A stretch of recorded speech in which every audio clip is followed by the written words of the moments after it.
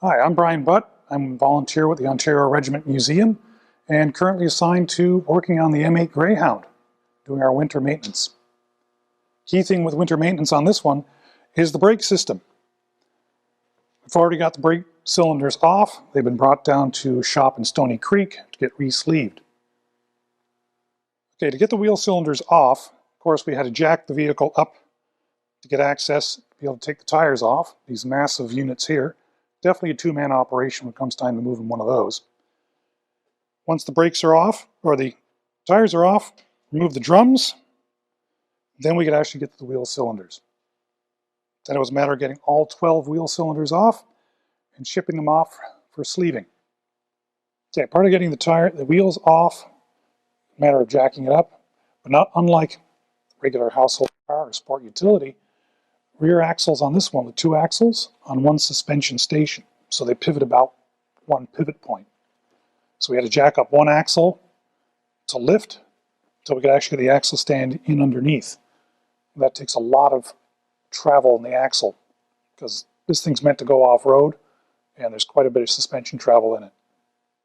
Well, the M8 Greyhound is a six-wheel drive vehicle. Early experiments went with four-wheel drive. Ford, Chrysler, GM. Ford's contract won out with the six-wheel design vehicle, and Ford most likely, in such a rush to produce this vehicle, would have gotten parts off the shelf from pre-existing designs. So the axles would probably be off of large trucks, so your wheel cylinders would match up and get it into production. As you can tell, nothing is ever simple with the Greyhound. So in addition to the wheel cylinders leaking, we had the master cylinder leaking.